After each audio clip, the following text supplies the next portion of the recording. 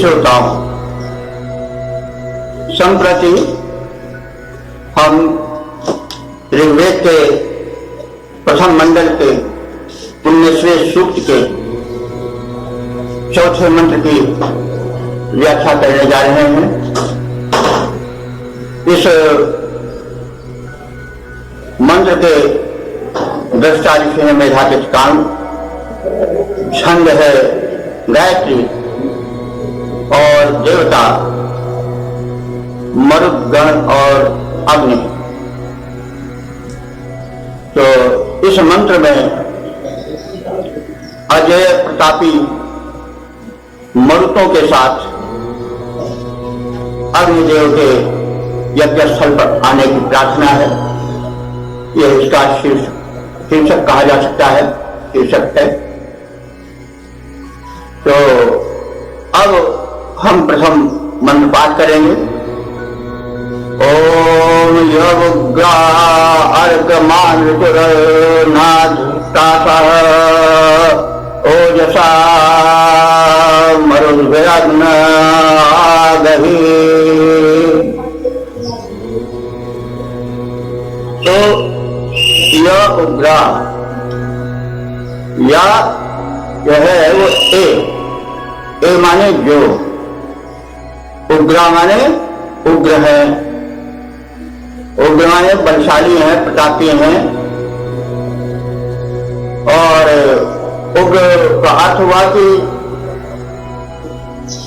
कुकर्म करने वालों के लिए जो बड़े ही बलशाली और उग्र और क्रुद्ध बन जाते हैं, उग्र हो जाते हैं। उग्र देखिए होना बुरा नहीं है, वो भी गुण है, लेकिन वो समाज परक हो। सत्य संधारण में उग्रता आवश्यक है, कुतत्वों के विनाश में उग्रता भी गुण है। तो यहाँ पर उग्र जो है वो गुण के रूप में आया है। जो मरुद्गण उग्र हैं, अर्कम सूर्यवत अर्थ कहते हैं सूर्य को। तो अर्कम माने सूर्य की भांति, आन तो प्रकाशित हैं, जो उग्र हैं मरुद्गण। और कैसे हैं? सूर्य के समान प्रकाशित हैं। और कैसे हैं? अनिर्धृष्ट अनाधृष्ट हैं, अर्थात किसी के द्वारा धर्षित या रगड़े नहीं जा सकते हैं, परास्त नहीं किए जा सकते हैं, किसी के द्वारा दबाए नहीं जा सकते हैं, इसलिए वे अनाधृष्ट हैं। और इस कारण से ओजसा अपने में व्याप्त ओज के कारण वे जो है वो स्वतः शक्तिमान है और अदम्य है, अधिष्ठाता अदम्य है। और इन गुणों से संपन्न जो हैं, इन मरुद्गणों के साथ हे अग्निदेव, हे अग्नि आगहि, इस हमारे यज्ञ भूमि पर पधारो, आओ। तो अब विशेषण इसमें अधिक दिए गए हैं, किसके? मरुतों के। बात है मरुत क्षत्रिय के हैं, सैनिक हैं, तो रक्षार्थ जब उनका आवाहन किया जा सकता है तो उनके सैन्य गुण का भी वर्णन आवश्यक है, उनका स्मरण कराया जाना आवश्यक है। तो इसीलिए कहा जा रहा है ये उग्रा, ये मरुद्गण जो उग्र है, प्रचंड है। और कैसे हैं? अर्कवत सूर्य की भांति आन जो प्रकाशमान है। और कैसे हैं?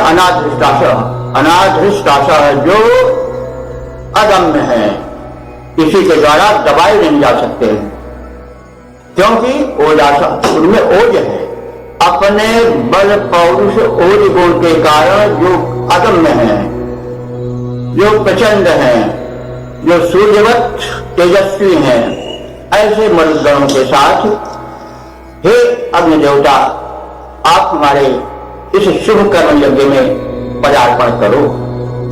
तो क्या हम एक बार सपाट अर्थ देख रहे हैं कि हे अग्निदेव, तुम उन मर्दों के साथ यज्ञ भूमि पर पधारो जो मर्द अपने असीम बल के कारण अजय हैं, उग्र हैं, प्रचंड सूर्य के समान प्रकाशमान है, परम तेजस्वी है। तो इस प्रकार से हमने संक्षिप्त व्याख्या इस मंत्र की देख ली। अब इसका छंदोबद्ध रूप प्रस्तुत किया जा रहा है। इन मरुद गणों के संग संग है अग्निदेव तुम आ जाओ, इन मरुद गणों के संग संग है अग्निदेव तुम आ जाओ। ये मरुद अतुल बलशाली हैं, ये मरुद अतुल बलशाली हैं, ओजस्वी हैं, अपराजित हैं, ये परम उग्र हैं, किंतु सज्जनों का करते अक्षय हित हैं। ये है प्रचंड चंडांश सदृश, ये है प्रचंड चंडांश सदृश तेजस्वी परम प्रकाशक हैं। वर्षक हर्षक अत्युत्कर्षक, वर्षक हर्षक अत्युत्कर्षक, अगणित अवरोध विनाशक हैं। शुभ कर्म यज्ञ मैं करता हूँ, शुभ कर्म यज्ञ मैं करता हूँ, उसमें इनको अवश्य लाओ, उनमें इनको अवश्य लाओ। इन मरुद गणों के संग संग है अग्निदेव तुम आ जाओ, हे अग्निदेव तुम आ जाओ।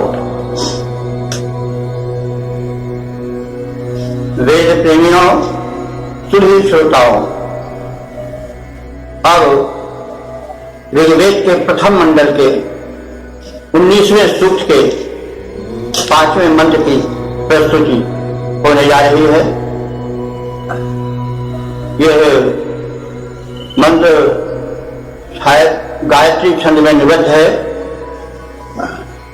इस मंत्र के दृष्टा में जातित काण्व है और देवता जो है वो मरुतों के साथ अग्निदेव, मरुत और अग्निदेव। तो इसका शीर्षक होगा कि सद्गुणी पराक्रमी मरुत अग्नि के साथ आए। तो मंत्र पाठ इस प्रकार से होगा। ओम ये शुभ्रा घोर वर्पसः सुक्षत्रासो ऋषादश मरुद्भिरग्न आगहि। हे अग्निदेव, आप मरुद गणों के साथ आओ। मरुद गण क्या है इस विषय में हम जान चुके हैं। अग्नि जो सदैव शुभ कार्य में अग्रगण्य रहते हैं और शुभ कार्य करने वाले को आगे बढ़ाते हैं, वे अग्नि हैं। वे आगे ही इस यज्ञ भूमि पर पधारें। यज्ञ भूमि कर्मभूमि भी हो सकती है। तो अब विशेषता बताई जा रही है उन मरुद गणों की जो अग्नि के साथ आने के लिए आमंत्रित किए जा रहे हैं। तो ये बहुवचन है। जो मरुदगण, ये मरुदगण कैसे है? शुभ्रा। शुभ्रा माने शुभ्र गुणधारी, शुभ्र माने शोभन, सुशोभन। तो शुभ गुण में नम्रता है, शीतलता है, ये सब सद्भाव है, ये सब शुभ्र गुण है। लोक कल्याण है, लोक मंगल है, ये सब शुभ्र गुण है, उज्जवल गुण है। तो ये जो मरुदगण है ये शुभ्र गुण वाले हैं, यानी शांत भी हैं, शीतल भी हैं, उज्जवल भी हैं, लोकतैषी भी हैं। तो ये शुभ है, यानी शुभ गुणों से युक्त हैं।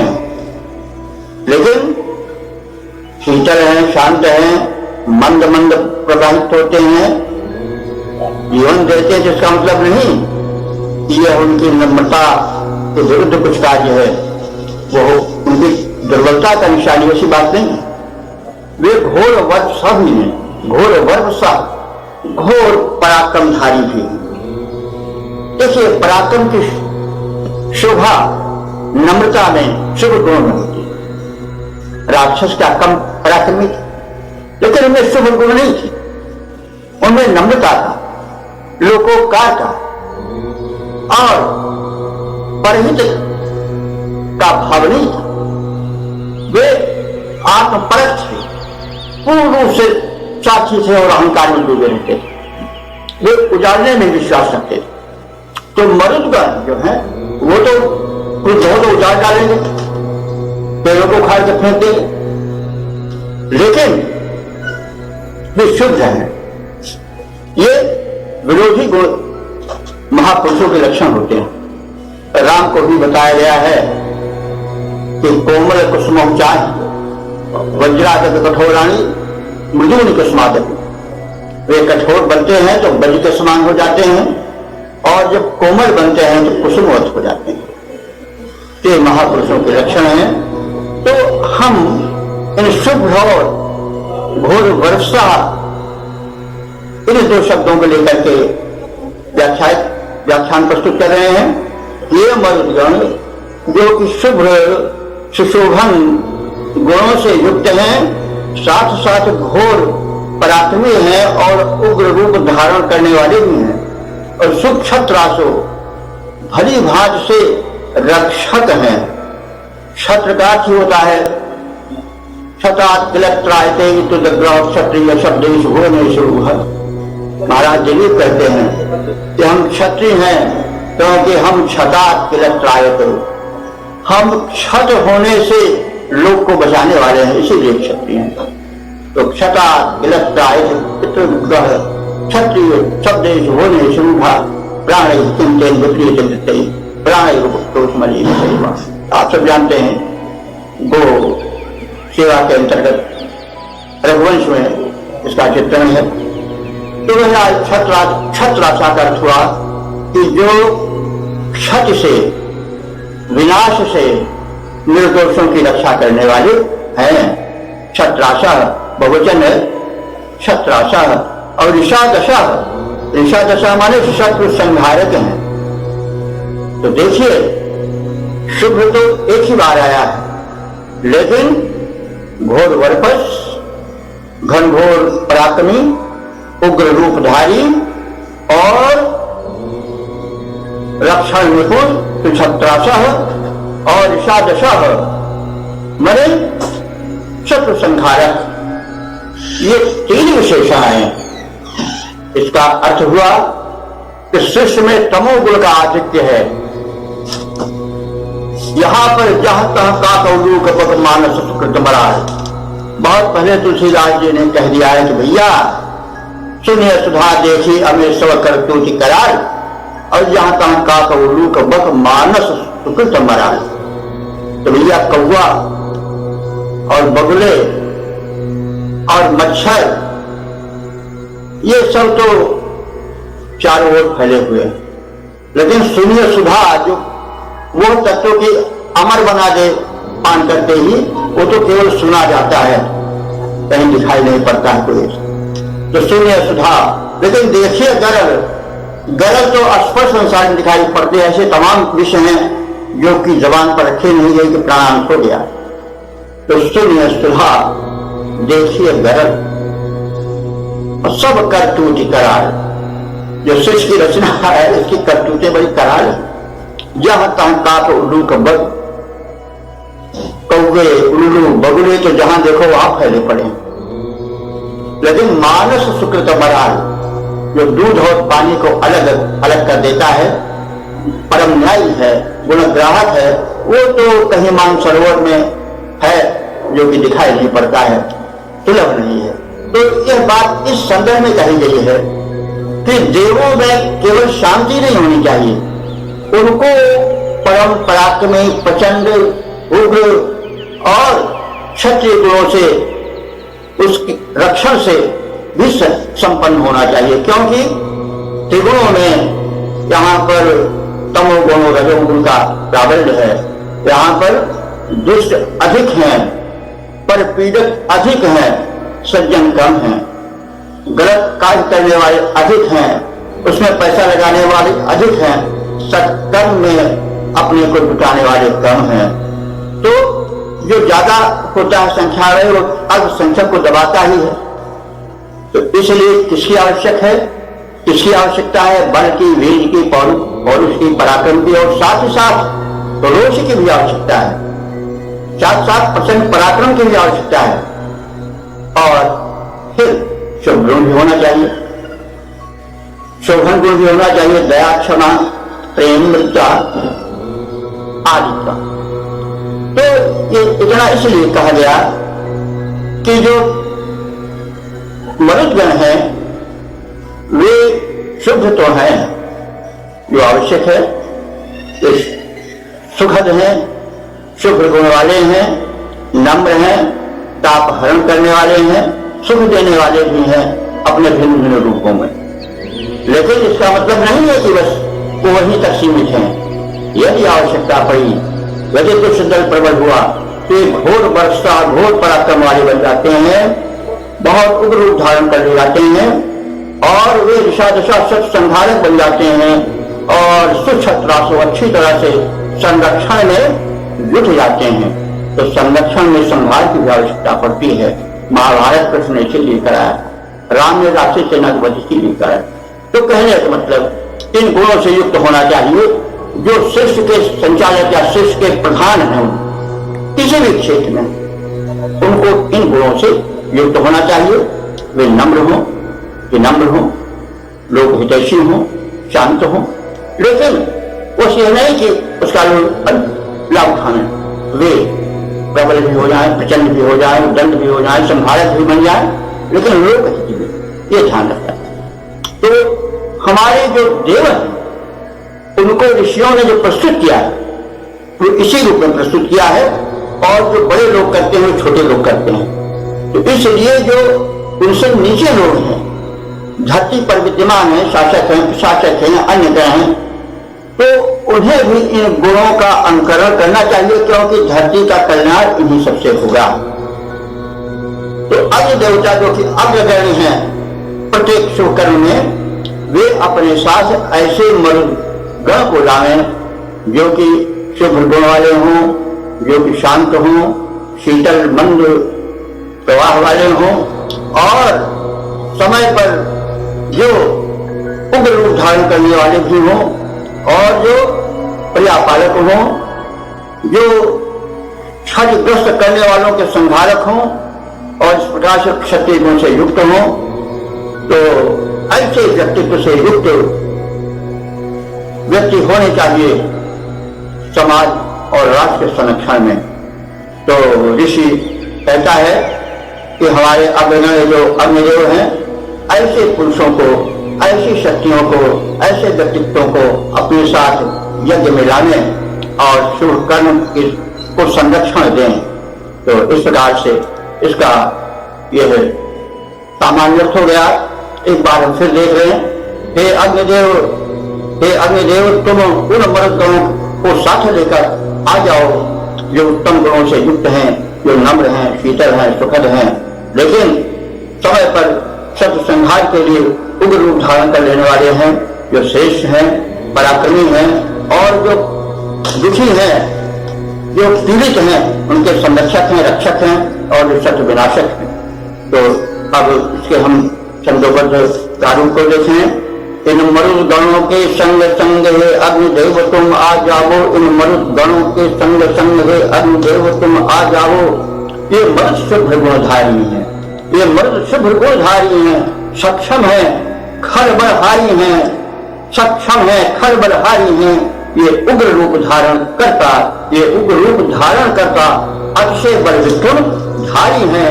शुभ कर्म यज्ञ में करता हूँ, शुभ कर्म यज्ञ में करता हूँ, उसमें इनको अवश्य लाओ, उसमें इनको अवश्य लाओ। हे अग्निदेव तुम आ जाओ, हे अग्निदेव तुम आ जाओ।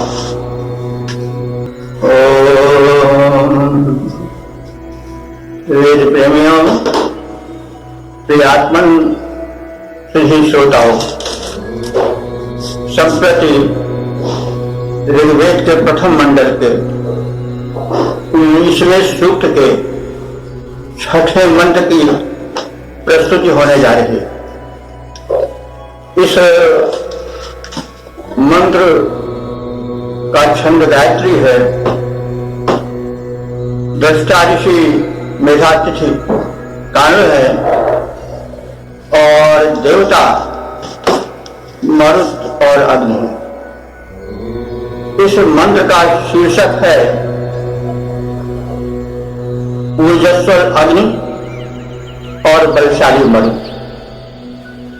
मंत्र इस प्रकार से है, ये नाकस्याधिरोचने दिवि देवास आसते मरुद्भिरग्न आगहि। शब्दार्थ देखें, ये माने जो विशेषण रूप में प्रयुक्त हो रहा है देवासा का। तो देवासा देव शब्द का प्रथमा बहुवचन है। लौकिक संस्कृत में होता तो देवाह बनता, लेकिन वैदिक संस्कृत में वो देवासा हो जाता है। तो ये देवासा जो मरुदगण देव, तो मरुदगण है, उनकी संख्या 49 मानी जाती है, इसलिए बहुवचन देवासा प्रयुक्त हुआ है। तो ये देवासा मरुद्गाह जो दिव्य देव मरुदगण हैं, ते नाकस अधिरोचने दिवि आसते। वे तेजपूर्ण स्वर्ग में विराजमान रहते हैं। तो नाकस शब्द का हम पहले अर्थ जान लें।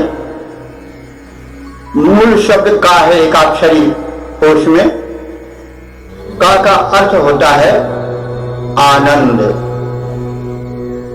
और का में जब विशेष किया गया तो अक बन गया, अक हो गया दुख, यानी आनंद नहीं है। फिर उसके बाद फिर आ और लगा या ना लगा, तो ना कह यानी जहां दुख नहीं है। तो यत्र अकह ना, यहां दुख नहीं है, तो वह स्वर्ग माना जाता है। ज्यादातर इसका वर्णन स्वर्ग के साथ होता है, लेकिन कभी कभी शब्द विशेषण रूप में भी प्रयुक्त होते हैं, इसलिए इसको विशेषण रूप से मानकर अर्थ किया जाए तो अधिक उपयुक्त होगा। दिव्य, क्योंकि दिव्य शब्द आया है, दिव्य है माने स्वर्ग, दिव्य माने स्वर्ग में। तो जब स्वर्ग शब्द दिव्य शब्द आ गया है, तो फिर अब नाक को जोड़ा जाए, नाक को कहा जाए फिर स्वर्ग के लिए, तो बात नहीं बैठती है। इसलिए इसे विशेषण रूप में प्रयुक्त करना अधिक होगा। यानी जो सुख के अधिष्ठान दिव्य में रहते हैं, स्वर्ग में विराजमान है, ऐसे मरुदगण जो दिव्य हैं, आसते माने विराजमान हैं, कहा सुख भरे स्वर्गलोक में। लेकिन वे सुख में तो है ही हैं, सुख में रहते हैं, सुख देते हैं, लेकिन बड़े प्रचंड है। इसलिए वे आने में भी विलंब नहीं करते, गतिशील भी हैं। तो अग्निदेव से प्रार्थना की जा रही है कि हे अग्निदेव, आप आवाहक हो, दिव्य शक्तियों को बुलाने वाले हो, ऊर्जा रूप हो, इसलिए मरुद भी इन मरुतों के साथ आगही आगच्छ, कहाँ आओ, यज्ञ स्थल पर आओ। तो इसका बड़ा सीधा एक अर्थ हो गया कि हे अग्निदेव, आप मर्दों के साथ हमारे यज्ञ स्थल पर आ जाओ।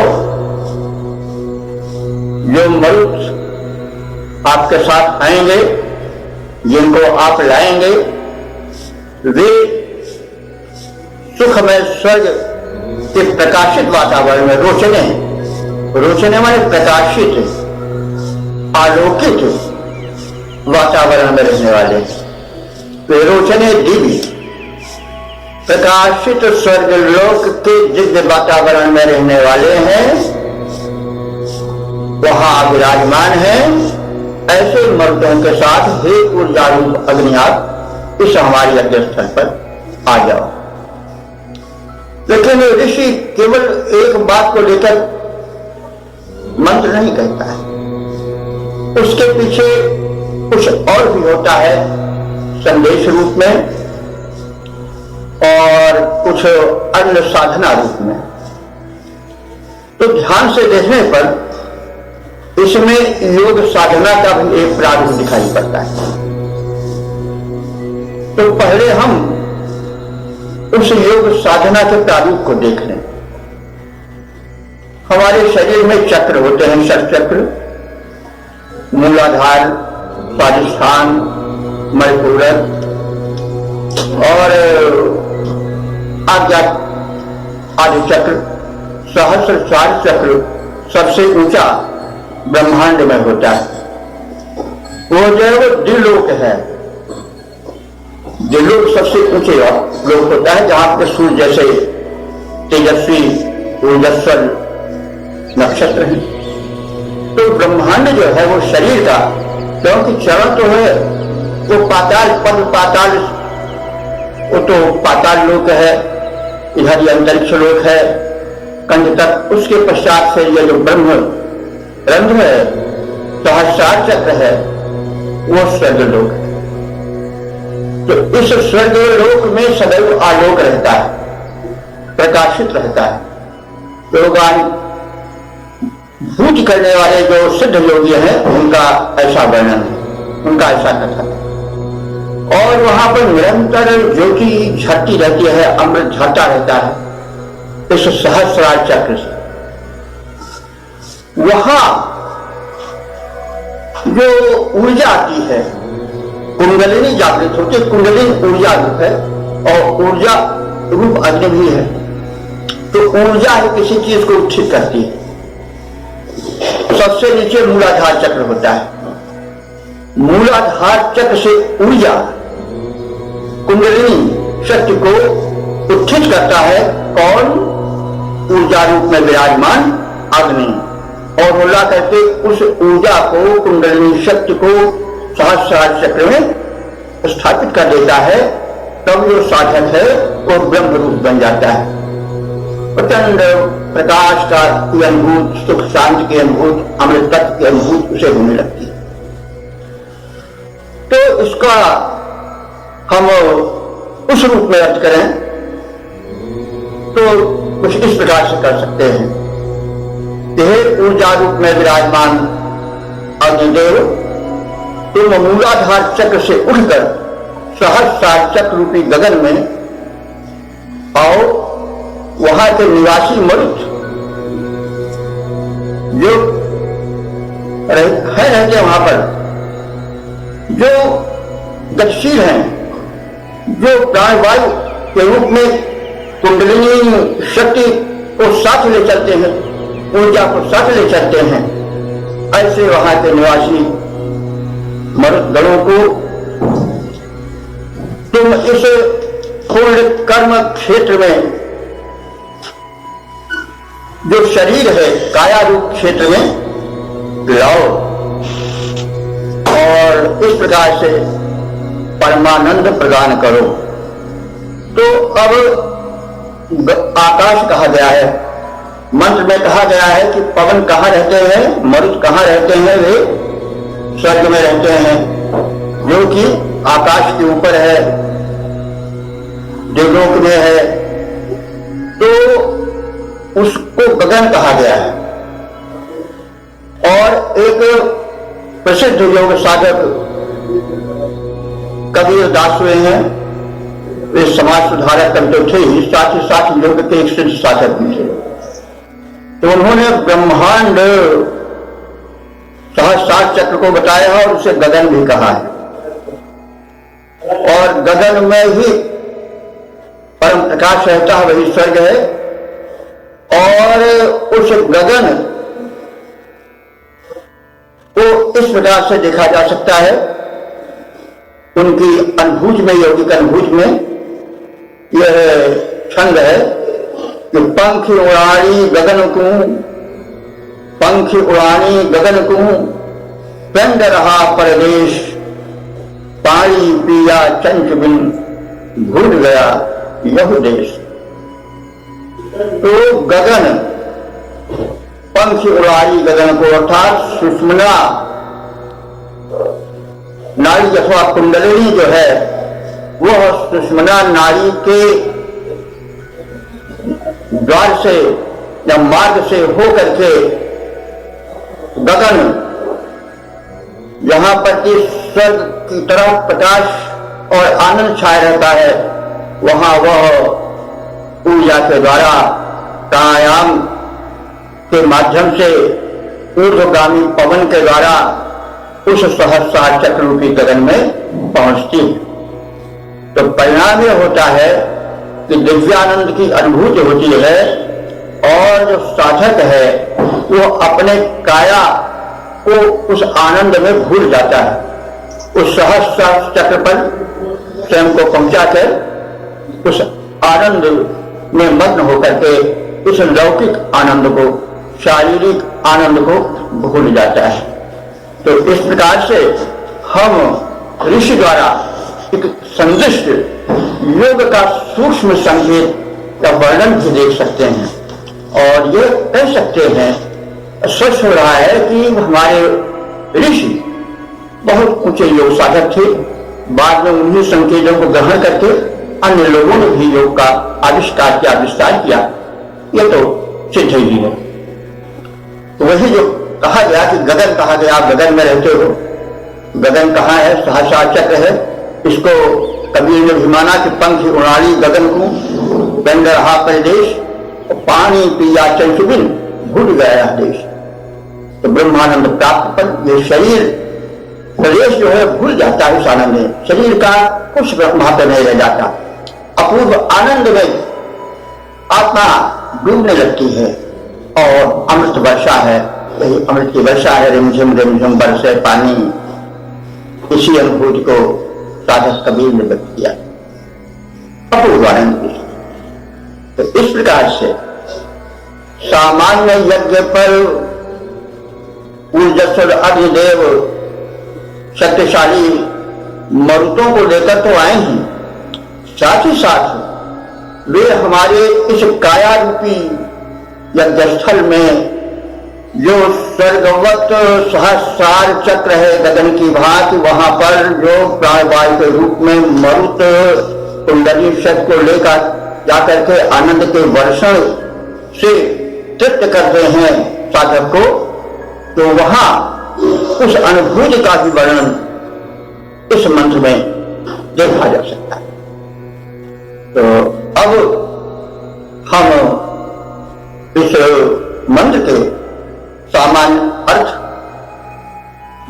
जो यज्ञस्थल पर आने का है और जो वहां पर मरुतों को बुलाकर लाने का है और एक शक्ति और ऊर्जा के प्रसाद करने का है, उन दोनों देवों को बुलाने का है, अग्नि से अनुरोध करने का है कि आप मरुतों के साथ आओ, क्योंकि शक्तिशाली की आवश्यकता होती है किसी शुभ कार्य के रक्षण में, नहीं तो विघ्न तो बहुत पड़ते हैं शुभ कार्य में। तो ये तो एक अर्थ है। दूसरा अर्थ है जो अभी कहा गया है योग तर्क, कि प्राण वायु के सहारे जो कुंडलिनी की ऊर्जा रूप शक्ति है वो ऊर्ध्वगामी होकर के गगन रूप सहस्रार चक्र में व्याप्त हो जाती है, और फिर एक अपूर्व आनंद की वर्षा होती है, जिससे साधन धन्य हो जाता है, जैसा अभी कहा गया है। इस प्रकार से हम अर्थद्वय से अपने जीवन में प्रेरणा ले सकते हैं। और बार बार क्यों कहा गया कि मरुद्भरग्न आदि आप मर्दों के साथ हो, यानी आप प्राण साधना करो, आप ऊर्जा रूप हो, तुम्हें प्राण साधना के लिए प्रेरित करो, आप दोनों साथ साथ रहो, क्योंकि ऊर्जा रूप अग्नि ही तो प्राणवायु को भी उड़ करके हल्का करके ऊपर चढ़ाती है। तो एक संदेश ये भी देखा जा सकता है कि साथ किसी शक्तिशाली का पकड़ना चाहिए, साथ में शक्तिशाली को लाना चाहिए, ये भी संदेश मिलता है। निर्बल को साथ लेकर नहीं चलना चाहिए, साथ देना हो तो उसकी बात अलग है कि साथ लिया जाए इसका, लेकिन किसी बड़े कार्य के लिए मर्दों की तरह सबल का साथ पकड़ा जाए, तो ये संक्षिप्त संदेश भी हो सकता है। अब हम इसका पद रूप देखेंगे। इन मरुद गणों के संग संग हे अग्नि देव तुम आ जाओ, हे अग्नि देव तुम आ जाओ। ये मरुद देव हैं दीप्तिमान नभ के ऊपर, इनका निवास ये स्वर्ग लोक के वासी हैं, जिनमें व्यापित सुख का प्रकाश शुभ कर्म यज्ञ मैं करता हूं, उसमें इनको अवश्य रहो। इन मरुद गणों के संग संग हे अग्नि देव तुम आ जाओ।